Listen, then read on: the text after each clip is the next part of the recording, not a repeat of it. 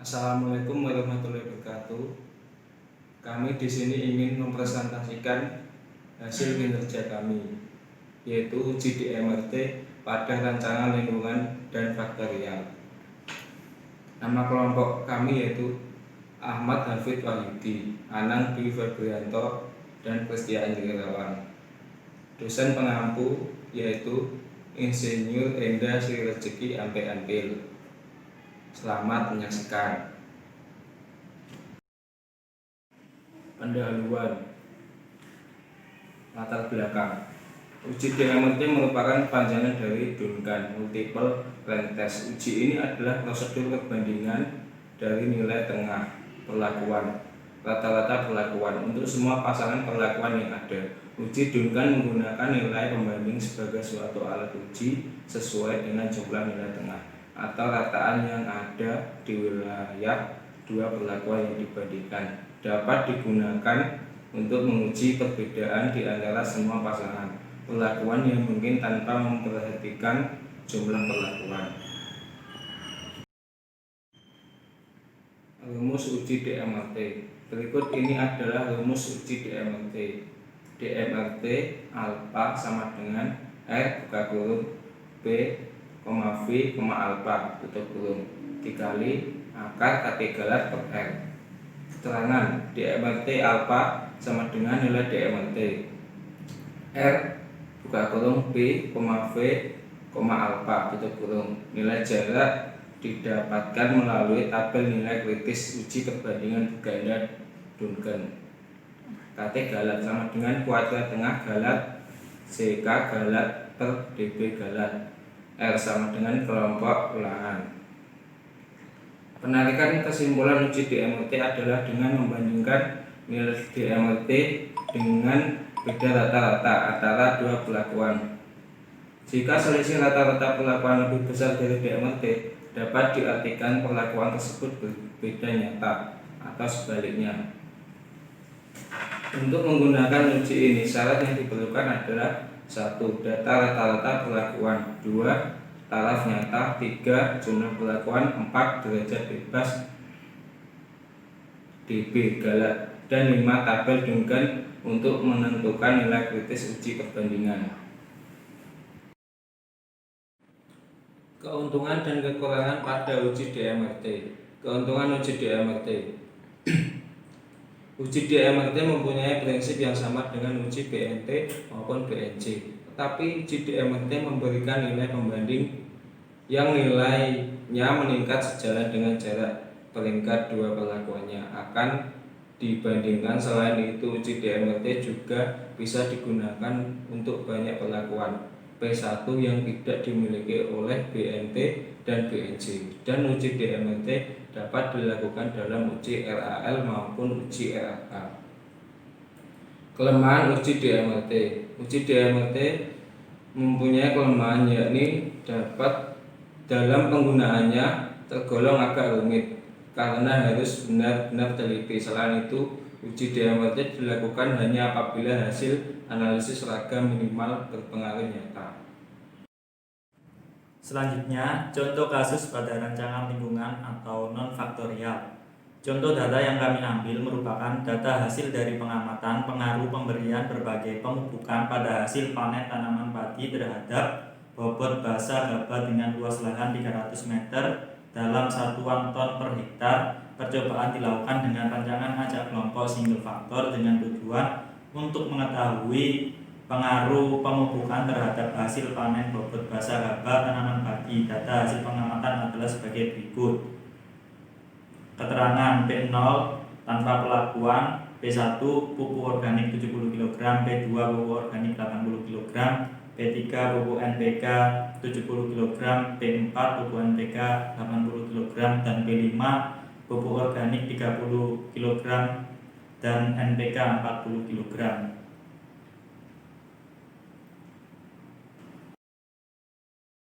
Berikutnya, menganalisis dengan tabel ANOVA. Nah, untuk tabelnya bisa dilihat di layar. Nah, untuk hasil uji ANOVA terdapat perbedaan sangat nyata pada masing-masing perlakuan sehingga dilanjutkan menggunakan uji DMRT.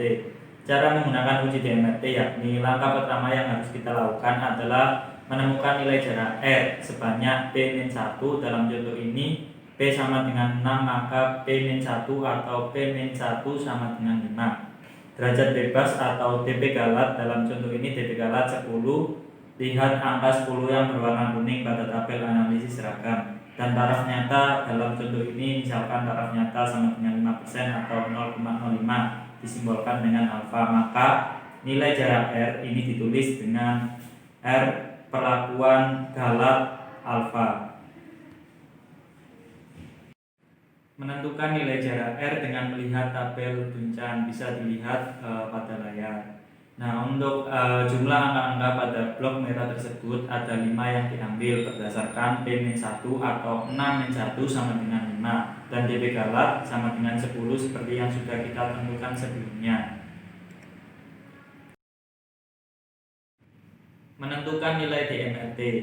Cara menghitung yaitu dengan menggunakan rumus DMRT. Misal DMRT 0,05 sama dengan 3,151 dikali akar 0,227 dibagi 3 sama dengan 0,867. Nah, untuk selanjutnya juga menggunakan cara seperti itu sampai pada P6. Menentukan simbol. Hal pertama yang harus dilakukan yaitu mengurutkan rata-rata dari yang terkecil ke yang terbesar. Sebelum diurutkan seperti ini, kemudian sudah diurutkan seperti ini. Mencari simbol DMRT. Nah, berikut merupakan tabel yang sudah diurutkan dari yang terkecil ke terbesar. Langkah kedua adalah membandingkan selisih nilai rata-rata dari setiap perlakuan. Untuk nilai rata-rata terkecil P1 diberi huruf A. Selanjutnya kita bandingkan antara P0 dengan P1 yaitu 102,462 dikurangi 102,421 sama dengan 0,221. Nilai 0,221 kurang dari P sama dengan 2 yaitu 0,868, maka selanjutnya P0 diberi huruf A.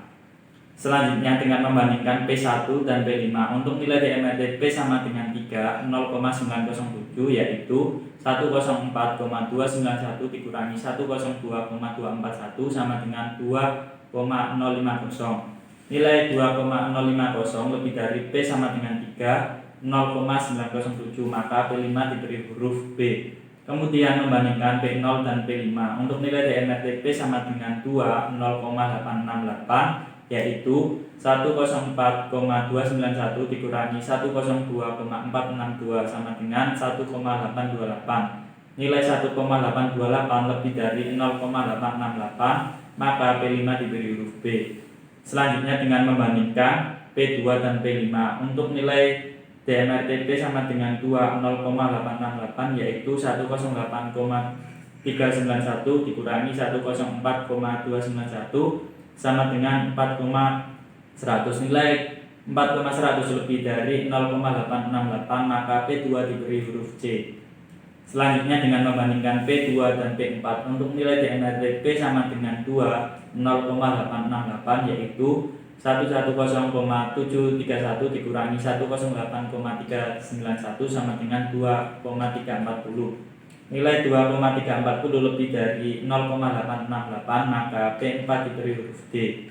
Selanjutnya dengan membandingkan P3 dan P4 untuk nilai DMRT P sama dengan 2, 0,868 yaitu 113,731 dikurangi 110,731 sama dengan 2,982. Nilai 2,982 lebih dari 0,868, maka P3 diberi huruf E.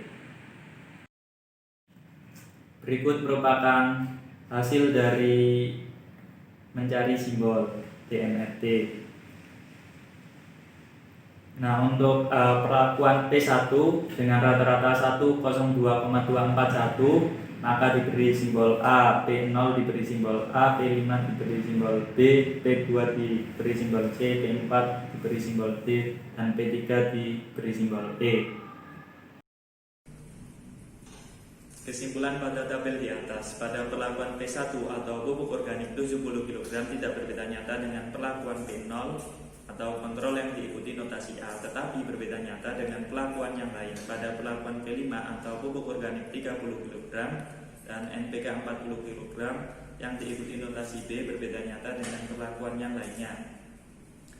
Pada perlakuan P2 atau pupuk organik 80 kg yang diikuti notasi C berbeda nyata dengan perlakuan yang lainnya. Pada perlakuan P4 pupuk NPK 80 kg yang diikuti notasi D berbeda nyata dengan perlakuan yang lainnya. Sedangkan pada perlakuan P3 atau pupuk NPK 70 kg yang diikuti notasi E berbeda nyata dengan perlakuan yang lainnya.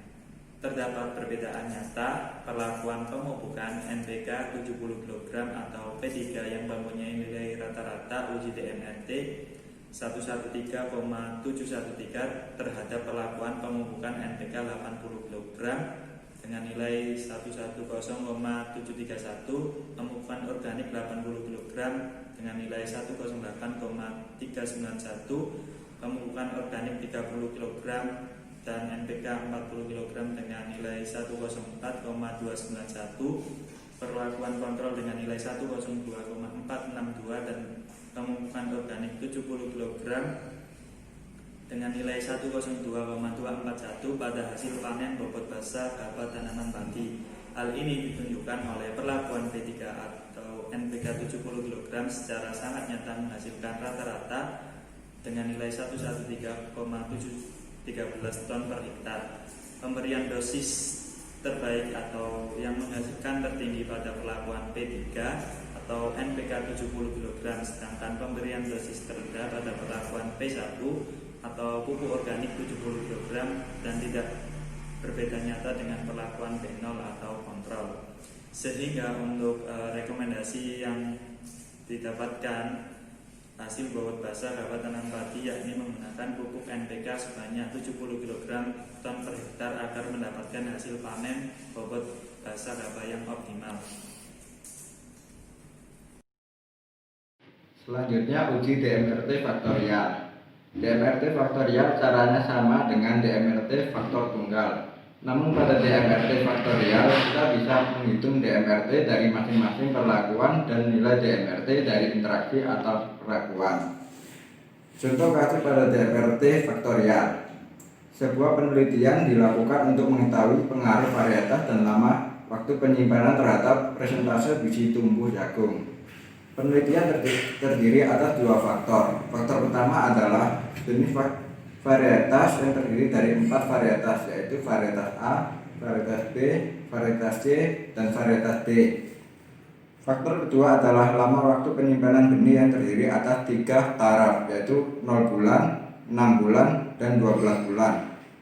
Jumlah kombinasi dari kedua faktor tersebut adalah 3 kali 4, yaitu 12, antara lain VAP0, VAP6, VAP12, VBP0, VBP6, VBP12, VCP0, VCP6, VCP12, VDP0, VDP6, VDP12. Apabila setiap kombinasi diulang 3 kali sebagai kelompok atau blok, maka total unit percobaan adalah 3 kali 4 kali 3, yaitu 36 unit percobaan. Selanjutnya dilakukan pengacakan pada setiap blok. Oleh sebab itu jumlah pengacakan yang dilakukan sebanyak jumlah kelompok, yaitu 3 kali, dan setiap blok tidak muncul perlakuan yang sama. Berikut ini membuat tabel perlakuan menggunakan RAK. Berikut ini adalah tabelnya. Keterangan yaitu perlakuan pertama VA yaitu varietas A, VB yaitu varietas B, VC yaitu varietas C, dan VD yaitu varietas D. Perlakuan kedua yaitu P0 yaitu waktu penyimpanan 0 bulan, VB yaitu waktu penyimpanan 6 bulan, dan VB12 yaitu penyimpanan dalam 12 bulan. Selanjutnya yaitu menganalisis dengan tabel ANOVA. Berikut ini hasil analisis ANOVA. Berdasarkan hasil analisis sidik rakam diperoleh hasil pada varietas nilai F hitung 115,14 lebih besar dari nilai F tabel alpha 0,05 yaitu 3,05 dan alpha 0,01 yaitu 4,82, maka pada jenis varietas terdapat perbedaan yang sangat nyata. Pada penyimpanan nilai F hitung 28,581 lebih besar dari nilai F tabel alfa 0,05 yaitu 3,44 dan alfa 0,01 yaitu 5,72, maka pada penyimpanan terdapat perbedaan yang sangat signifikan. Sedangkan pada interaksi nilai F hitung 2,544 lebih kecil dari nilai F tabel alfa 0,05 yaitu 2,55, maka interaksi tidak terdapat perbedaan yang sangat nyata pada interaksi yang diteliti.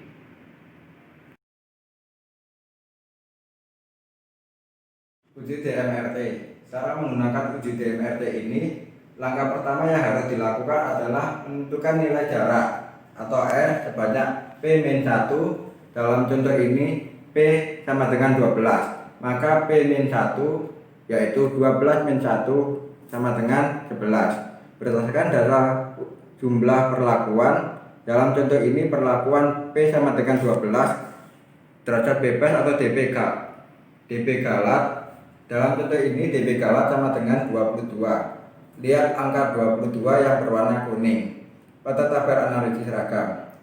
Dan taraf nyata dalam contoh ini, misal taraf nyata sama dengan 5% atau 0,05 disimbolkan dengan alfa, sehingga nilai jarak atau R ini ditulis dengan R buka kurung PVA tutup kurung. Tentukan nilai jarak atau R dengan melihat tabel Duncan DMRT. Jumlah angka-angka pada blok tersebut ada 11 dan saya ambil berdasarkan P dikurangi 1 atau 12 kurangi 1 dan dP galat sama dengan 22 seperti yang kita tentukan sebelumnya. Menentukan nilai DMRT. Berikut ini nilai DMRT. Cara menghitung yaitu dengan menggunakan rumus DMRT. Misal DMRT 0,05 sama dengan 2,933 akar 0,899 dibagi 3 yaitu 1,606.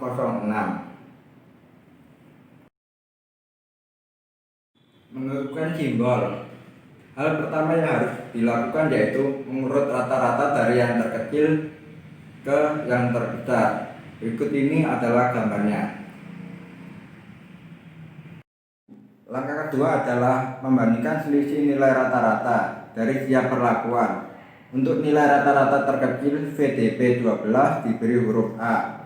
Selanjutnya kita bandingkan antara VDP 6 dengan VDP 12 yaitu 90,667 dikurangi 87,667 sama dengan 3. Nilai 3 lebih dari P2 yaitu 1,606, maka selanjutnya VDP 6 diberi huruf P. Selanjutnya kita bandingkan antara VDP 0 dengan VDP 6. Untuk nilai DMRT P2 yaitu 1,606 yaitu 93 dikurangi 90,667 sama dengan 2,333. Nilai 2,33 lebih dari P sama dengan 3 yaitu 1,606, maka selanjutnya VDP 0 diberi huruf C. Selanjutnya kita bandingkan antara VDP 12 dengan VDP 0.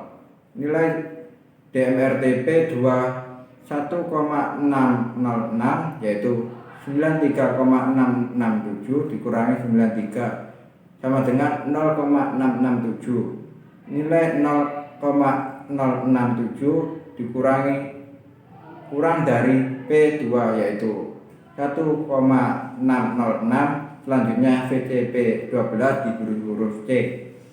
Selanjutnya kita bandingkan antara VDP 6 dengan VDP 0. Untuk nilai DMRT P sama dengan 3, 1,686 yaitu 94,667 dikurangi 93 sama dengan 1,667. Nilai 1,667 kurang dari P sama dengan 3 yaitu 1,686. Maka selanjutnya VCP 6 diberi huruf C. Selanjutnya kita bandingkan VBP 12 dengan VDP 0 untuk nilai DMRT P4, yaitu 1,737, yaitu 95,667 dikurangi 93 sama dengan 2,667, nilai 2,667 lebih dari P4, yaitu 1,737. Maka selanjutnya VBP 12 diberi huruf D.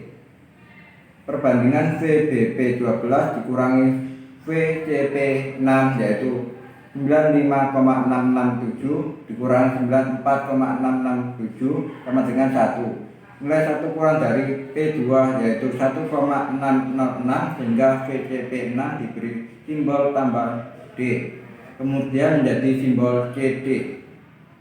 Selanjutnya kita bandingkan antara VCP 0 dengan VBP 12, yaitu 95,667 dikurangi 95,667 sama dengan 0. Nilai 0 kurang dari P2 yaitu 1,606. Maka selanjutnya VDP 0 diberi huruf D. Kita bandingkan antara VBP 6 dengan VBP 12, yaitu 96 dikurangi 95,667 sama dengan 0,33. Nilai 0,33 kurang dari P3 yaitu 1,686. Maka selanjutnya VBP 6 diberi huruf D. Selanjutnya kita bandingkan antara VAP 12 dengan VBP 12, yaitu 97,33 dikurangi 95,667 sama dengan 1,666. Nilai 1,666 kurang dari P4 yaitu 1,737. Maka selanjutnya VAP 12 diberi huruf D. Selanjutnya kita bandingkan dengan VBP 0 dengan VBP 12, yaitu 97,333 dikurangi 95,667 sama dengan 1,666. Nilai 1,666 kurang dari P5 yaitu 1,773. Maka selanjutnya VBP 0 diberi huruf D. Selanjutnya kita bandingkan antara VAP 6 dengan VBP 12 untuk nilai DMRT P6, yaitu 1,8, yaitu 98,95,667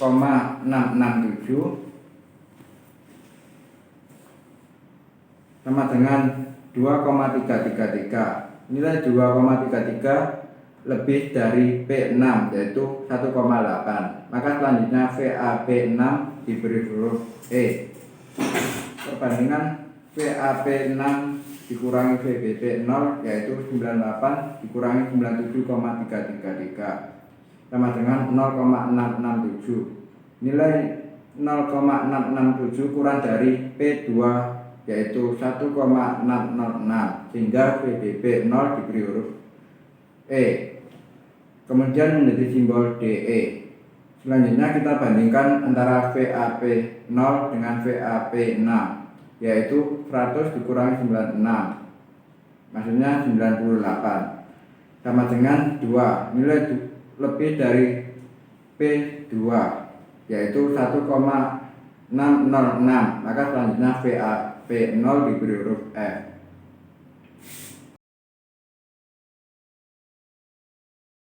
Selanjutnya mencari simbol DMRT. Berikut ini tabel hasil simbol DMRT. Selanjutnya mencari simbol pemisahan perlakuan varietas. Membandingkan varietas dengan cara untuk nilai rata-rata terkecil, VD diberi huruf A. Selanjutnya kita bandingkan antara VC dengan VD untuk nilai DMRT P2, yaitu 1,606, yaitu 284 dikurangi 271,333 sama dengan 12,667. Nilai 12,667 lebih dari DMRT P2 yaitu 1,606. Maka selanjutnya VC diberi huruf B. Selanjutnya kita bandingkan antara VB dengan VC untuk nilai DMRT P2 yaitu 1,606, yaitu 289 dikurangi 284 sama dengan 5. Nilai 5 lebih dari P2 yaitu 1,606. Maka selanjutnya VB diberi huruf C.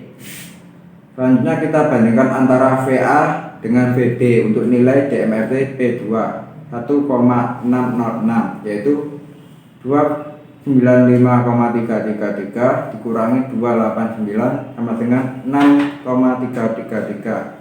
Nilai 6,333 lebih dari P2 yaitu 1,606. Maka selanjutnya VA diberi huruf D. Mencari simbol pemisahan perlakuan waktu simpan. Membandingkan varietas dengan cara untuk nilai rata-rata terkecil P12 diberi huruf A.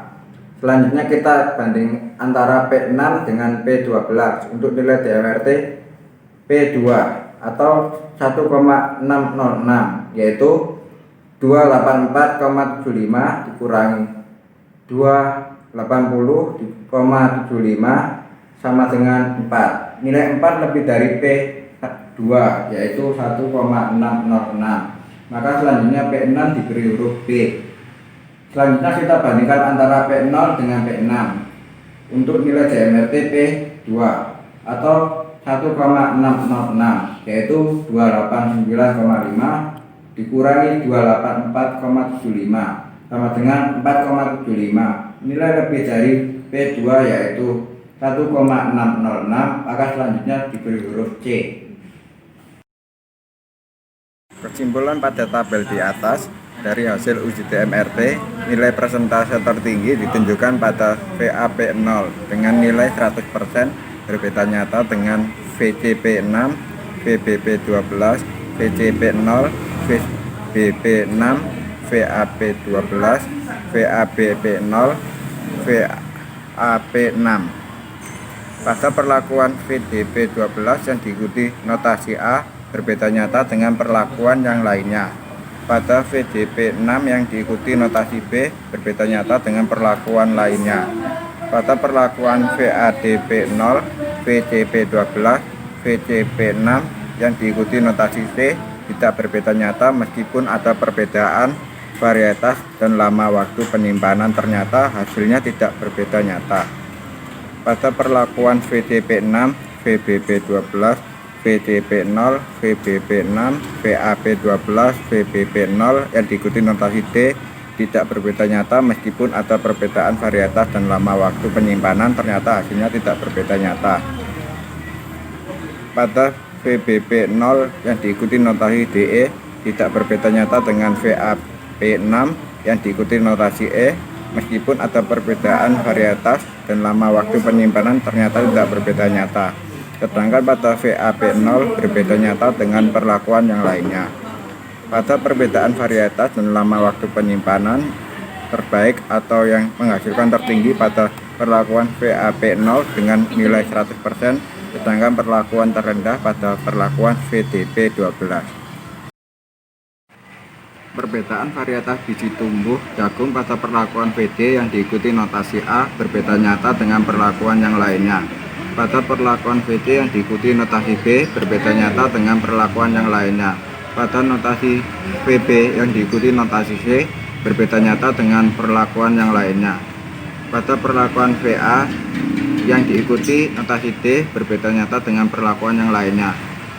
Pemberian varietas terbaik atau yang menghasilkan persentase tertinggi pada varietas A, sedangkan terendah pada perlakuan VD. Terdapat perbedaan yang nyata pada perlakuan varietas A atau VA yang mempunyai nilai rata-rata uji DMRT perlakuan varietas yaitu 295,333 terhadap perlakuan varietas B, varietas C, dan varietas D. Pada pengaruh presentasi biji tumbuh jagung, hal ini ditunjukkan oleh perlakuan varietas A atau VA yang sangat nyata, menghasilkan rata-rata 295,333%.